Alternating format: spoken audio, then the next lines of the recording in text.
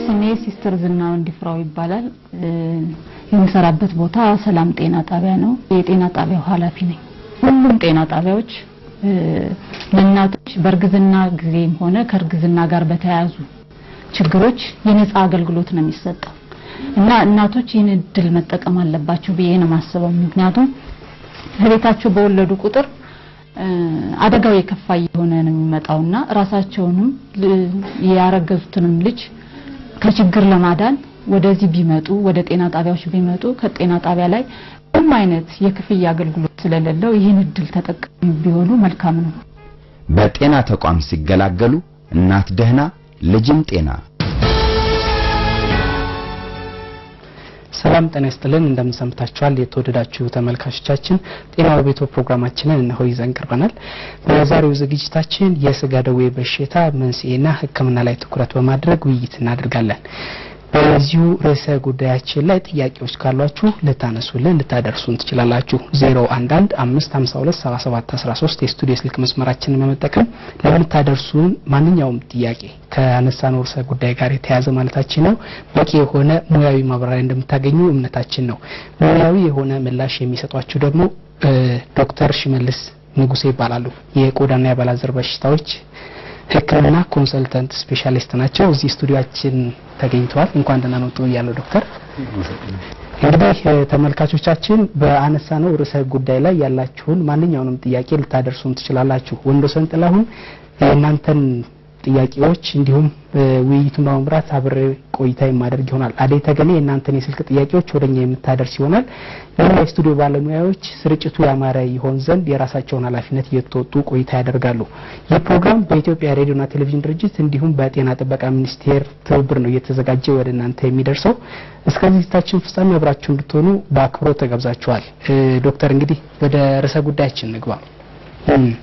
የስጋ ደዌ በሽታ ነው እንግዲህ ርዕሳችንና እንደምን ማለት ነው የሚለውን እንደው ከዚህ እንጀምር። እሺ፣ አመሰግናለሁ። የስጋ ደዌ በሽታ በባክቴሪያ አማካኝነት የሚመጣ ተላላፊ በሽታ ነው። የስጋ ደዌ በሽታ ብዙ ጊዜ ከሰውነታችን ክፍሎች የቆዳን ክፍልና ነርቮችን በከፍተኛ ሁኔታ የሚጎዳ ነው። ስለዚህ የስጋ ደዌ በሽታ በማንኛውም የእድሜ ክልል ሊከሰት ይችላል። ከዛ በተጨማሪ ደግሞ በማንኛውም ሰው ላይ ሊከሰት ይችላል። ተላላፊ ሆኖ በባክቴሪያ አማካኝነት ወይም ደግሞ በጀርም አማካኝነት በአይን የማይታዩ ጸረ ተዋሲያን ባክቴሪያዎች አሉ። በእነዛ አማካኝነት የሚተላለፍ በሽታ ነው። የስጋ ደዌ በሽታ በዘር አይተላለፍም። የሚተላለፈው በባክቴሪያ ነው። ስለዚህ በባክቴሪያ የሚተላለፍ በሽታ እንደሆነ እንድታወቅ። መልካም። እንግዲህ በርከት ያለ ጉዳይ ነው የሚነሳው ከዚሁ ጋር ተያይዞ በዘር ይተላለፋል አይተላለፍም እንደው እንዲህ አይነት ነገር የሚነሳባቸው ጉዳዮች አሉ። እንደው ከምን አንፃር ይመስሎታል እንዲህ አይነት ነገሮች የሚነሱት?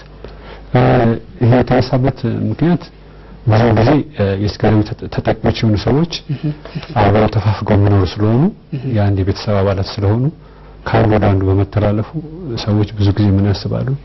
ምናልባት በዛ ዘር ውስጥ በሽታው መኖሩን ወይም ደግሞ በተለያዩ የባህል እምነቶች በአንዳንድ ዘሮች ላይ እንደሚከሰትና ይሄን ምንድነው የሚያሳየው በአንዳንድ አካባቢ በሽታው ተወስኖ የመቆየት ነገር በመኖሩ ሰዎችን በዛ የሚተላለፍ እንደማርጓል። ይሄን ደግሞ አብረው ስለሚኖሩ ብዙ ጊዜ በሀገራችንም ሆነ በአብዛኛው በድህነት ሲጠቁ አገራቶች ላይ ሰዎች አብረው ይኖራሉ። አብረው መኖራቸው አብረው የሚኖሩት ብዙ ጊዜ ዘመድ የሆኑ እናት፣ አባት፣ እህት፣ ወንድሞች ስለሆኑ ለበሽታ መጋለጥ ሁኔታቸው በጣም የጨመረ በመሆኑ በዚህ ምክንያት ሰዎች በዘር ይተላለፋሉ። ነገር ግን ይሄን አመለካከት የቀየረው አንድ ሳይንቲስት አለ። የኖርዌይ ሳይንቲስት ነው።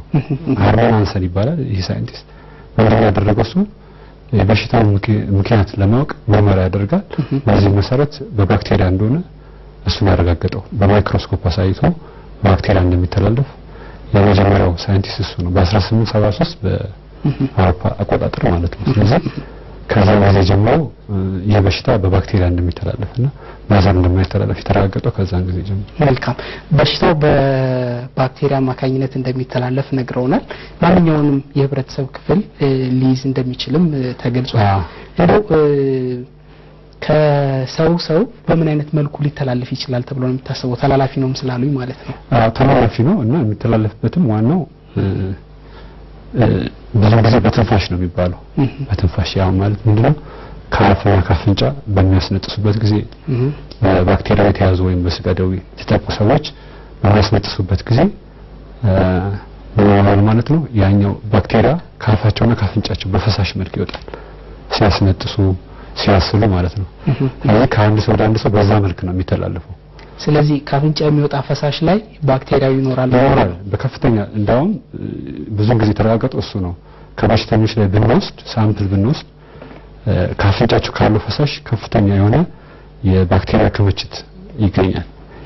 ስለዚህ እነዚህ ሰዎች ደግሞ በሚያስነጥሱበት ጊዜ በአየር ትንፋሽ ከሰው ወደ ሰው ይተላለፋል። ነገር ግን የሚተላለፍ ስንል በአንድ ጊዜ አይደለም፣ አብሮ ለረጅም ጊዜ በመኖር መተፋፈቅ እንጂ አንድ ጊዜ ያስነጥሰው አይደለም። ስለዚህ ዋናው መተላለፊያ መንገድ የተረጋገጠ ነው በትንፋሽ ነው ማለት ነው። ስለዚህ እንደው አጋላጭ ናቸው ሊባሉ የሚችሉ የበሽታ መተላለፊያ መንገዶች እንደው ምንድነው ሊሆኑ የሚችሉት? እንደው ያጋልጣሉ የሚባሉ ሁኔታዎችስ ምን ናቸው? አንዱ ያጋልጡ እንግዲህ ነገሮች ስናይ ትልቁ ነገር የዛ በሽታ መኖር ነው። እስከደው የተጠቀሰው በሽታው ምልክት እስኪያሳይ ድረስ በአቨሬጅ ብንወስደው በአማካይ እስከ 5 ዓመት ምልክቶችን ሳያሳይ ይቆያል። በሰውነቱ ላይ ምልክት ሳይኖር በዛ ጊዜ ብዙ ሰዎችን ሊበክል ይችላል ማለት ነው። ስለዚህ አብሮ ተፋፍጎ መኖር የመጀመሪያው ነው ትልቁ ነገር።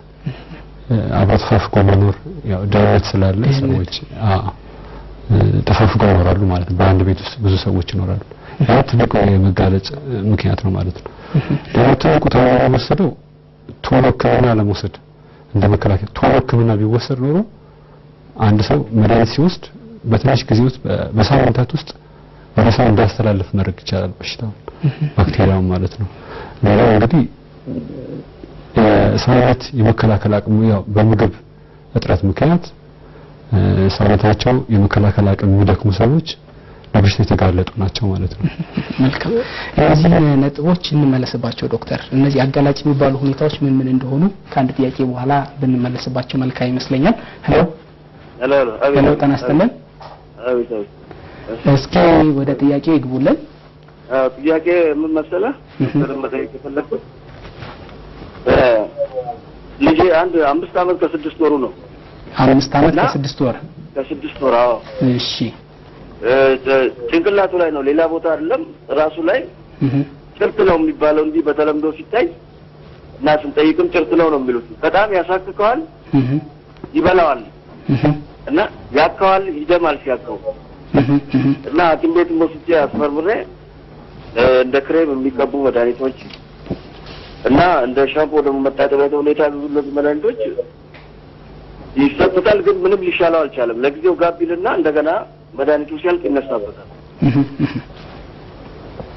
አመት ከምናምኑ ነው፣ ወደ 2 ዓመት ተቃርቧል አሁን ይሄ ነገር ተያዘው ማለት ነው። እና ዶክተር ባክቴሪያው መልካም ይሄ ያነሱልን ምልክት የስጋ ደዌ በሽታ ምልክት ይሆናል ወይ ነው ጥያቄው? አዎ የቆዳ እንግዲህ የቆዳ በሽታ ከቆዳ በሽታ አንዱ ሊሆን ይችላል ብዬ ነው የገንበት። መልካም እንግዲህ መፍትሄውም ሊሆን ቢሆን መልካም እየተወያየን የምንገኘው በስጋ ደዌ በሽታ መንስኤና ሕክምናው ላይ ነው። ከዛ ጋር የሚገናኝ ከሆነ ዶክተር ምላሽ ይሰጡበታል። ስለደወሉልን እናመሰግናለን። ዶክተር የሚገናኝ ከሆነ ምላሽ ይስጡበት። እሺ ጥያቄው ያው ማንም ሰው ቢሆን ያሳስባል ስለዚህ ጉዳይ። ስለዚህ የስጋ ደዌ በሽታ ነው አይደለም የሚለውን ነገር በዚህ የስጋ ደዌ በሽታ በሰውነት አካላችን ላይ የሚወጡ ምልክቶች አሉ የሚያሳያቸው። በቆዳ ላይ ምንድነው የሚያሳየው? ነጣ ያሉ ምልክቶች፣ ጋርጣ ያሉ ምልክቶች በማንኛውም የሰውነት ክፍል ላይ ሊከሰት ይችላል። ከዛ በተጨማሪ ደግሞ ቀላ ያሉ ምልክቶች በቆዳ ላይ ሊኖሩ ይችላሉ። ቁስለት ሊኖር ይችላል። እነዚህ ነገሮች አሉ። ሌላ ደግሞ ጉብታዎች ሊኖሩ ይችላሉ። በአፍንጫ አካባቢ፣ በጆሮ ላይ ጉብታዎች ወይም በእጅና በእግር ላይ ጉብታዎች ሊኖሩ ይችላሉ። ማበጥ እጅና እግር ሊያሳብጥ ይችላል። እነዚህ ምልክቶች አሉ። አሁን ጠይቀው ምንድነው ከ5 ዓመት ከ6 ወር ነው ልጁ። ቆዳው ላይ ጭንቅላቱ ላይ ያሳክከዋል። ክሬሞች ተሰጥቶታል፣ ሻምፖዎች ብዙ ነገር ተሰጥቶ አልተሻለውም ነው። ትልቅ ነገር ምንድነው እዚህ ጋር ስናይ በራስ ቅል ላይ የሚወጣው ነገር ብዙ ጊዜ የስጋ ደዌ ከሆነ የማሳከክ ስሜት የለውም። የስጋ ደዌ ብዙ ጊዜ ምልክቶች ወይም በቆዳ ላይ የሚወጡት ምልክቶች የማሳከክ ስሜት የላቸውም። የቀለም መልቀቅ ወይም ደግሞ ያው ነጣ ማለት ገርጣይ ማለት ወይም የመቅላት ነው እንጂ ብዙ ጊዜ የማሳከክ ስሜት የላቸውም። ስለዚህ ጠያቂያችን ያው ለጠየቅን ጥያቄ ምንድነው የሚለው ምናልባት የፈንገስ ሊሆን ይችላል። ራስ ቅል ላይ ሕፃን ልጅ ስለሆነ የወጣበት የተለያዩ ፈንገሶች አሉ በራስ ላይ የሚወጡ። ስለዚህ እነሱ ቀላሉ ለማወቅ ወደ ራስ ቅል ላይ መቶ ምርመራ ማድረግ መድኃኒትም ስላለው የቆዳ ስፔሻሊስት ሐኪም ቢያየው መፍትሄ ያገኛል። መልካም። ስለዚህ ወደ ርዕሰ ጉዳያችን እንመለስ ዶክተር። ያነሳነው የስጋ ደዌ በሽታ መንስኤና ሕክምና ላይ ስለሆነ ተመልካቾችን ከዚሁ ጋር የተገናኙ ብቻ ጥያቄዎች እንዲያነሱልን አሁንም በአክብሮት እንጠይቃለን።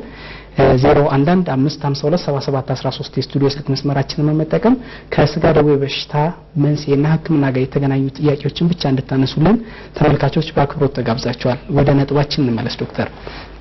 የአጋላጭ ሁኔታዎችን እያነሳን ነበረ። ድህነት ተነስቷል፣ ተፋፍጎ መኖር ተነስቷል። ሌሎችስ እንደው ያጋልጣሉ ተብሎ የሚታሰቡ ሁኔታዎች ምን ናቸው? እንግዲህ ለዚህ ለስጋ ደዌ በሽታ ማንኛውም ሰው ተጋላጭ ነው። ማንኛውም ሰው በዚህ በሽታ የተያዘ ሰው ካለ ሌላ ሰው ሊያዝ ይችላል። በጣም የተለያዩ ምክንያቶች ያው ድህነት አንዱ ነው፣ አብሮ መኖር ተፋፍጎ መኖር። ሌላ ትልቁ የሚወሰደው ከሞት ሆኖ ካልተወሰደ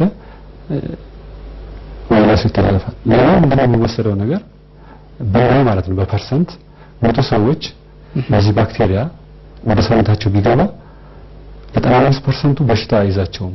ያ ማለት ራሳቸው ሰውነት መከላከል አቅማቸው ጠንካራ ከሆነ በራሱ የመዳን ያለ መድኃኒት የመዳን ምልክቱ ሳያሳዩ ሊጠፋ ይችላል። ነገር ግን 5% የሚሆኑ ሰዎች በሽታውን ብዙ ባክቴሪያም ስለሚገባ ለብዙ ጊዜ ስለጋለጡ ስለሆኑ የበሽታ ምልክት ማሳየት ይችላል። ከዛ ውጭ ግን እነዚህ የተጋላጭነት ምልክቱ እያሉ አንድ በሽታ ቢኖር እነዚህ ምልክቶች እንኳን እነዚህ የተጋላጭነት ነገሮች ባይኖሩ እንኳን ተፋፍጎ ግን መኖሩ ከሆነ አንዱ ተፋፍጎ መኖር ነው በሽታው ማንም ሰው ሊይዝ ይችላል። ማንም ሰው ለዚህ በሽታ ሊጋለጥ ይችላል። በተራራ ከተማ የበሽታ የሚጋለጥ እድል አለ ማለት ነው። ያው እነዚህ ተጠቀሱ ናቸው ግን ዋናዎቹ። መልካም። አሁን ሌላ ጥያቄ እንቀበል። ሄሎ ጤና ይስጥልን። ጤና ይስጥልን። እኔ መጠየቅ የምፈልገው ገላዬን በጣም ሙሉ ሰውነቴንና ያሳክከኝ ነበረ እና ሪፈር ከጤና ጣቢያ ሄጄ ነበር። ጤና ጣቢያ ምንም እንትን ሊሉኝ ስላልቻሉ የመድኃኒቶች ሰጥተውኝ ነበር። ግን መድኃኒቱ ምንም ሊያሽለኝ ስላልቻለ ወደ ሆስፒታል ሄጄ ከሆስፒታል ወደ ሪፈር ተጽፎልኝ ነበር አረርትና እዛም ሄጄ ዲፕሮሽን የሚል መድኃኒት ነበር ያዘዙልኝ። የሚቀባ የሚዋጥ ነገር አዘውልኝ ነበረ። ግን ምንም ሊያሽለኝ አልቻለም። አሁን ደግሞ ሌላ መድኃኒት ደግሞ ሌላ ቦታ ሞክሬ ነበር። ግን ምንም ለውጥ አላመጣልኝም። ምን ባደርግ ነው የሚሻለው? ሲያሳክከኝ ግን ያከኩበት ቦታ ላይ የሆነ ነጣ ያለ ነገር ይወጣል እና በጣም ማታ ስተኛ በጣም ደግሞ እንትን ይለኛል። ምን እንደማደርግ ዶክተር ቢነግሩ ብዬ ነው። መልካም። ተጨማሪ ጥያቄ ካለ ዶክተር ይጠይቃሉ፣ ይጠብቁን። እሺ። ያው እንግዲህ ብዙ ጊዜ ሰውነት ላይ ማሳከክ ካለ የስጋ ደዌ አይደለም ይባላል። ተጨማሪ ግልጽ እንዲሆን የሚፈልጓቸው ጥያቄዎች ካሉ ሊጠይቋቸው ይችላሉ። ያለበለዚያ ምን ያህል ጊዜ ሆኖታል? ይጠፋል ይመጣል? ምን ያህል ጊዜ ሆነ? ሰምተዋል ጥያቄውን? አዎ ከጀመረኝ ወደ ህዳር 27 አካባቢ ነው። ከዛ በፊትም የለም ምንም የጠፋ ነገር ግን የለም። ግን መድኃኒቱን እንደጀመርኩት መደማ ዲፕሮሽን ኦይንትመንት ሚል መድኃኒት እንደጀመርኩኝ ለውጥ ነበረው። ከዛ በኋላ ግን እንደገና ካለቀ በኋላ ተመልሶ ጀመረኝ። እንደገና ሌላ ቦታ ሄድኩና እንደገና ሌላ መድኃኒቱን ጨምሬ ተጠቀምኩ። ግን ምንም ለውጥ የለውም። መልካም። እሺ እድሜ 30። እሺ መልካም። እናመሰግናለን ስለደወሉልን። ምላሹን ሊከታተሉን ይችላሉ። ምናልባት ዶክተር ይሄንን ጉዳይ ሕክምና ላይ የሚያተኩር ስለሆነ ወደ ኋላ ላይ ብናየው የሚሻል ይመስለኛል። ወደ ሕክምናው ስንመጣ አሁን ግን የጀመርናቸው ነጥቦች ላይ ብንቀጥል የሚሻል ነው የሚመስለኝ። አጋላጭ ሁኔታዎችን አይተናል። ከሞላ ጎደል ድህነት፣ ተፋፍጎ መኖር፣ የሰውነት በሽታ የመከላከል አቅም መቀነስ ብለናል። እንደው በእነዚህ ሁኔታዎች ባክቴሪያው ወደ አንድ ሰው ሰውነት ውስጥ ገባ እንበል መቼ ነው ምልክት ሊያሳይ የሚችለው? ያው ኢንኩቤሽን ፔሪድ ይባላል። በሽታው ምልክት የሚያሳየው በአማካይ ብናይ ብዙ ጊዜ ከ6 ወር እስከ 20 ዓመት ይባላል። ያን በአማካይ ስናየው ግን 5 ዓመት በባክቴሪያው ከተያዘ በኋላ ከ5 ዓመት በኋላ ነው ምልክቶችን ማሳየት የሚችል። ምልክቶቹ እንደው ቅድሚያ የሚታዩ ምልክቶች ሲዘግይተው የሚታዩ ምን እንዴት ነው የሚለዩት? መልካም። ስለዚህ ብዙ ጊዜ ይሄ ባክቴሪያ የስጋ ደዌ በሽታ ባክቴሪያ የሚያጠቃው ቆዳንና በከፍተኛ ሁኔታ የሚያጠቃው ቆዳንና ነርቮችን ነው የሚያጠቃው። ስለዚህ ከዛ በተጨማሪ ደግሞ አፍንጫንና አይንን የመጉዳትም ነገር አለው። ስለዚህ የሚታዩ ነገሮች ብዙውን ጊዜ በቆዳ ላይ ብናይ የሚያሳዩ ምልክቶች አሉ። ታወቁ በደም የሚታዩ ማለት ነው። ነጣ ያለ ነገር ብዙ ጊዜ ሌላ ደግሞ ገርጣ ያለ ነገር በማንኛውም የሰውነት ክፍል ላይ ሊታይ ይችላል። ከዛ በተጨማሪ ደግሞ ቀላ ሊሉ ይችላሉ እነዚህ ሸፈታዎች ማለት ነው። ብዙ ጊዜ እነዛ ቦታዎች ላይ ስሜት አልባ መሆን ነጣ ያለ ቦታ ላይ ስሜት አይኖርም። ብዙ ጊዜ ሲነካ ምንም አይነት ስሜት የመደዘዝ ዝም ብሎ ስሜት የሌለው ነገር ስሜት አልባ ይሆን። ከዚህ በተጨማሪ ደግሞ ጉብታዎች ይኖራሉ። ጉብታዎች በጆሮ ላይ እንደዚሁም ደግሞ በአፍንጫ አካባቢ በፊት ላይ ጉብታዎች ይኖራሉ። ከዛ በተጨማሪ ደግሞ አይን አካባቢ ቀላ ማለት ምልክቶች ሊኖሩ ይችላሉ። ሌላው በነርቭ ጉዳት ስናይ ነው። ነርቭ ደግሞ ምልክቶች ስናይ ነርቭን ስለሚነካ የስጋ ደዌ ስለሚያጠቃ የስጋ ደዌ በሽታ እሱ ካሉት ባክቴሪያዎች ሁሉ ነርቭን የሚያጠቃው እሱ ነው። በማጥቃቱ ምክንያት ምልክቶች አሉት። እነዚህ ምንድነው? እጅና እግር የመደንዘዝ ስሜት ይኖራል። ከዛ በተጨማሪ የማቃጠል እጅና እግር የማቃጠል ስሜት ይኖራል። ከፍተኛ የሆነ ቁርጥማት በእግር ላይ በእጅ ላይ ከፍተኛ የሆነ ቁርጥማቶች ይኖራሉ። ልክ ደግሞ ነፍሳት እንደሚሄድ የሚወራቸው ማለት ነው። እጅና እግራቸው ላይ የማረር ስሜት ይኖራል። እጃቸውን ደግሞ ስራ ሊሰሩ ሲል አለመታዘዝ ወይም ደግሞ ዕቃ ሲይዙ ያ ዕቃ ከእጃቸው ላይ በአግባቡ መያዝ አለመቻል መስነፍ ይወድቃል ማለት ነው ከእጃቸው ላይ። እነዚህ ምልክቶች ናቸው። አንዳንድ የቆዳ ምልክቱን በሽተኛ ላያየው ይችላል። ጀርባ ላይ የወጣው ምልክት ላያየው ይችላል። ስለዚህ ማንኛውም ሰው እጁን እግሩ የሚደነዘው ከሆነ የሚያቃጥለው ከሆነ ቁርጥማት ካለበት ከፍተኛ የሆነ ቁርጥማት ካለበት ከዛ በተጨማሪ ደግሞ ሰውነቱን የሚወራው ከሆነ እጁ ደግሞ በደንብ ስራ መስራት የሚያስቸግረው ከሆነ በደንብ አልታዘዝ የሚል ከሆነ ወደ አቅራቢያ ወዳለው ወደ ጤና ጣቢያ ወደ ሆስፒታል ሄዶ የስጋ ደዌ ሊሆን ይችላል። ስለዚህ እዛ ሲሄድ የሚደረገውን ነገር ከጥያቄ በኋላ ብንመለከተው ይሻል ይመስለኛል። ሄሎ ዶክተር ጤና ይስጥልኝ።